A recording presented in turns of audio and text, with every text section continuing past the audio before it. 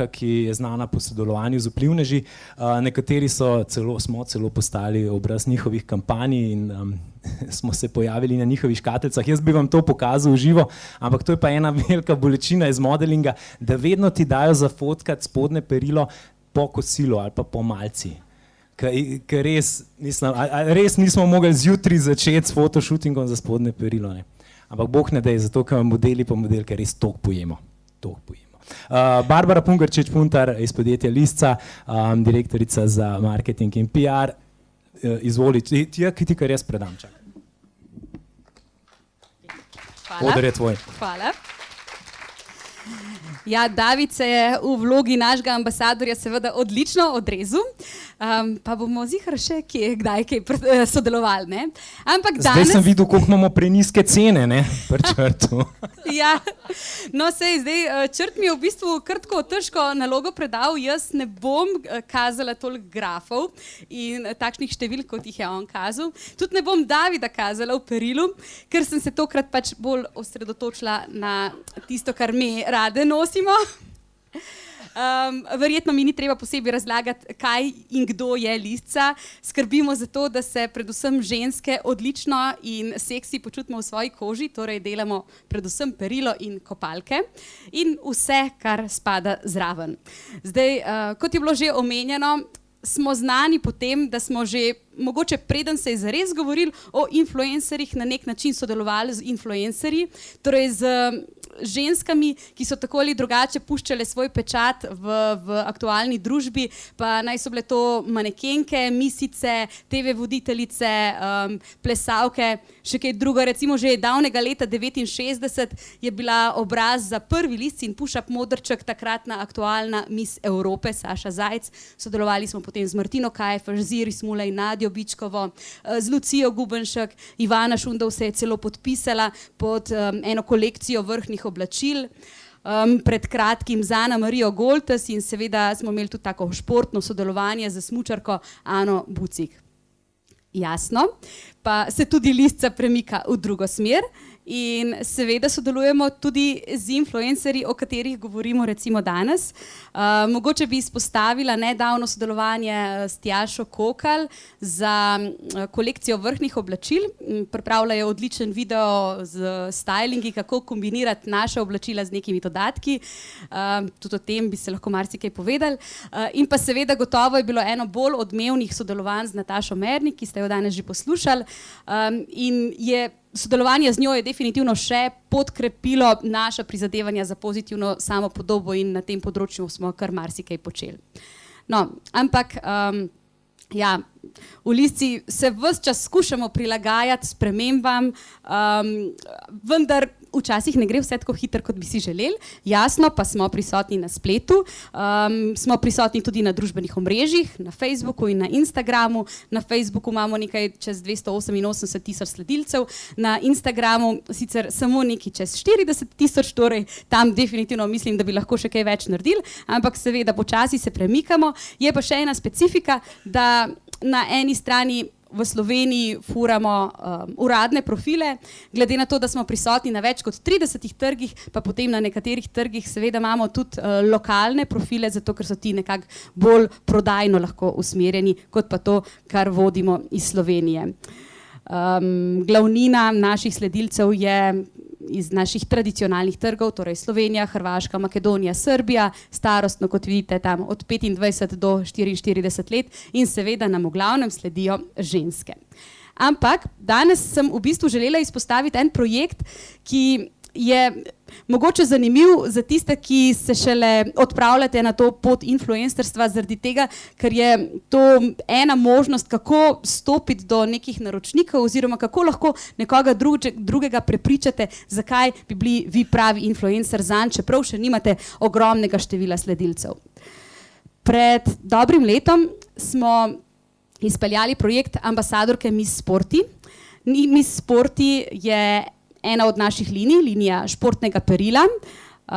In čeprav vsi vemo, da Lisca dela žensko perilo in da je to seksi, privlačno, elegantno, bla, bla, bla, mogoče manj ljudi ve, da delamo tudi športno perilo. V vsaki kolekciji imamo vsaj eno linijo športnega perila, ki pa seveda zahteva mogoče nekoliko bolj specifično komunikacijo. In mogoče za prodajo športnega perila ni dovolj, da ena čudovita punca sedi na stolu in je vsa seksi, ampak želijo tisti, ki športno perilo nosijo, videti, da to resnično funkcionira v akciji. In zato smo se odločili, da ravno to športno perilo Lisca v akciji pokažemo tako, da sodelujemo z ženskami, ki ga dejansko uporabljajo. Izvedli smo natečaj, kjer smo iskali ambasadorke, ki bodo dobile naše perilo, potem pa te fotografije objavile in ne samo, da jih bodo one objavile na svojih profilih, ampak bodo te fotografije delile tudi z nami oziroma nam jih predale, da jih lahko uporabljamo tudi mi za našo komunikacijo. Prijavilo se je v Sloveniji nekaj čez 300 punc, še na nekaterih trgih drugih smo izvedli natečaj, tako da je bilo skupaj nekaj čez 1200 prijavljenih in na koncu smo izbrali okrog 50 ambasadork, ki so seveda poslale recimo nekako take fotografije, kot so tule poleg. Zdaj te fotografije smo potem mi uporabili na eni strani jasno na sami spletni strani, v reviji Lisca in želeli smo doseči ravno to. Želeli smo pokazati, da dejansko naše perilo, športno perilo lahko uporabljaš za kakršenkoli šport želiš. Torej za zelo različen spekter aktivnosti, ki jih mi sami na enem fotoshootingu, ki je vključeno poleg vseh ostalih serij, ki jih imamo za posnet, nekako ne bi mogli predstaviti. Te fotografije smo potem uporabljali za mailinge, za newslettere, tudi za oglase in še kje. In v bistvu se je izkazalo, da je bila kampanja dobra, tudi sama odločitev za natečaj, ker so nekateri kosi dejansko še pred iztekom akcije v nekaterih velikostih bili razprodani. No, ampak z nekaterimi od teh punc smo seveda nadaljevali tudi kasneje, v pomladnih mesecih in še nekoliko kasneje, v jeseni. Letos, ko je prišla na prodajna mesta nova serija športnega perila, tokrat Energy, in v Sloveniji smo se odločili, da nadaljujemo sodelovanje z Nino Kolar in Stejo Burgar. In kot vidite, je precejšnja razlika v številu sledilcev, ki jih imata oni dve na svojem Instagram profilu. Ena čez 62 000, druga nekaj pod 3000. Za to smo se odločili, zato ker na eni strani dobimo doseg tudi tistih sledilcev, ki jih morda mi sami ne dosežemo, na drugi strani pa zaradi specifičnosti njenega športa, ki je zanimiv in popestri v bistvu tudi naše vsebine. Mogoče bom prosila kar za prvi video. V bistvu bi vam želela pokazati, kakšne materijale dejansko mi dobimo potem od influencerjev, kakšne pričakujemo, da jih lahko uporabimo tudi na naših omrežjih in da so zanimivi za naše sledilce. To je video Teje.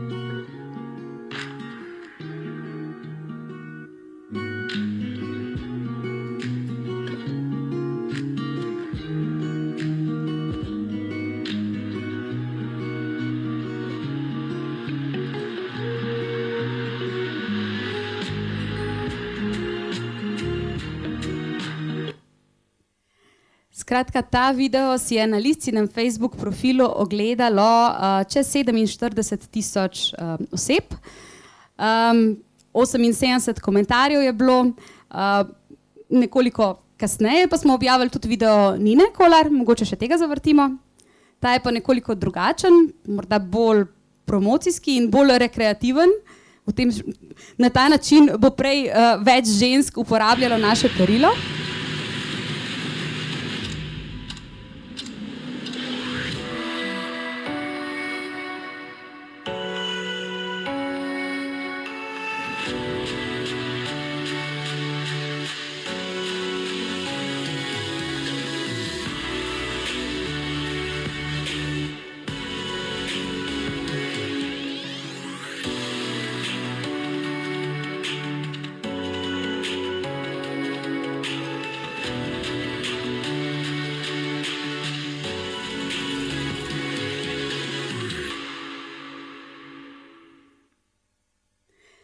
No, obe dekleti sta nosili pajkice in pa športni top Lisca iz serije Energy in Ninin video si je na Liscinem Facebook profilu ogledalo nekaj čez 11.000 oseb. V bistvu se je tukaj izkazalo, da je bolj nenavaden šport imel več zanimanja, kot pa takšen, ki ga dejansko vse počnemo. Na drugi strani smo objavili ravno tako na Facebook profilu tudi njune fotografije. Te, ki jih je pripravila Nina, so dosegle nekaj čez 31.000 ljudi, Tejne nekaj čez 25.000 oseb. So pa zelo raznolike, ampak to, kar je zanimivo, je pa, če pogledamo potem na Instagram profil, kjer je Ninin video na Liscinem profilu dosegal nekaj čez 2000 ogledov, oziroma reach je bil nekaj čez 8000, medtem ko na Nininem profilu si je video ogledal čez 11.000 oseb in imela je čez 600 komentarjev in nekaj čez 3000 všečkov. Skratka, če smo z izbiro tako različnih ambasadork na eni strani dosegli zanimive vsebine in tista, ki ni bila toliko znana, je pa imela mogoče malo bolj specifičen, malo bolj zanimiv pristop, zanimivo dejavnost, je na naših lastnih družbenih omrežjih dosegla boljše rezultate, ampak s tem, ker smo izbrali tudi influencerko, ki ima že sama zelo, zelo močno bazo, smo dosegli pa tudi nek širši doseg, neko publiko, ki je sicer verjetno ne bi. Ampak zakaj se pravzaprav odločamo za sodelovanje z influencerji? Definitivno zato, ker ja, to je nek nov kanal komuniciranja, kot smo prej slišali, je zelo težko povezati influencerje s samo prodajo. Dejansko bi težko rekla, koliko kosov, česarkoli, katerega koli perila smo mi dejansko na osnovi neke objave influencerja prodali. Ampak, zato ker vidijo te materiale, punce sprašujejo, Živjo v inbox, kje pa lahko to kupim, a je to res tako dobro, koliko pa to stane. In drugo, definitivno dobimo nek nov doseg. Če smo včasih dali oglas v revijo, lahko zdaj podobno gledamo tudi na influencerje. Ko bo nek influencer naredil neko objavo, zopet dobimo neko publiko, ki je sicer ne bi. Tako kot smo dobili v oglasu, tudi nismo vedeli konec koncev, koga dobimo s tistim oglasom. Za prodajo, za računanje konverzij, pa dejansko še vedno rabimo neko drugačno digitalno oglaševanje. Ampak z influencerji dobimo vsebine, dobimo materijale, ki jih lahko mi uporabimo tudi na svojih kanalih in vsi dobro vemo, da so v bistvu dobri materijali, dobre zgodbe, tiste, zaradi katerih sploh nekomu sledimo. In žal je tako, da smo v podjetjih vedno vsi omejeni z nekimi budžeti, tako za produkcijo kot za samo oglaševanje. In če se povežemo z influencerjem, ki na eni strani nekako podpira podobo blagovne znamke, ki ustreza njenemu slogu, lahko s tem, ko on sproducira odlične materijale in jih objavi na eni strani na svojem profilu in doseže s tem neko populacijo, te materijale pa ponudi tudi nam, dobimo 2 muhi na en mah. In hkrati lahko te materijale konec koncev uporabimo tudi za oglaševanje in ko jih uporabimo v oglaševanju na Facebooku ali pa Instagramu, v bistvu naredimo več, kot pa če bi dali samo neko običajno sliko, ker nekako našim objavam prinesemo dodatno avtentičnost. In kaj je še za nas pomembno? Definitivno tudi to, da so influencerji, s katerimi sodelujemo, odzivni, ker žal je tako, da se tudi v podjetjih ena oseba ne ukvarja samo z eno stvarjo, ampak običajno počne 10 stvari naenkrat in je zelo pomembno, da če se nekega projekta loti, da tudi sogovornik na drugi strani, da je pripravljen reagirati dovolj hitro in da hitro začneta govoriti isti jezik. Toliko nekako z moje strani.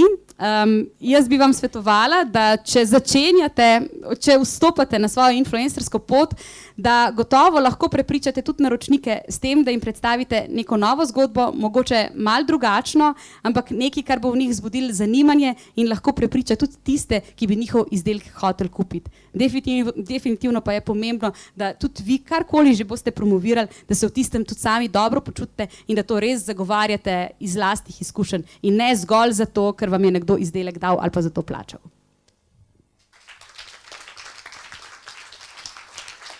Barbara, hvala. Mogoče samo trenutek, če ima kdo kakšno vprašanje? Ne, zaenkrat ne. Ja, črt. By the way, treba bo prilagoditi PowerPoint, sem videl, da je zdaj že 811 sledilcev.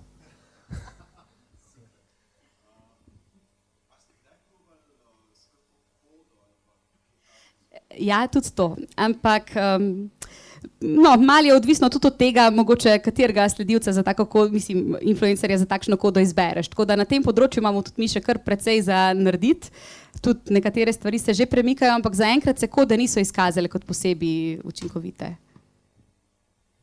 Še kdo? Ok, potem pa en aplavz za Barbaro. Hvala.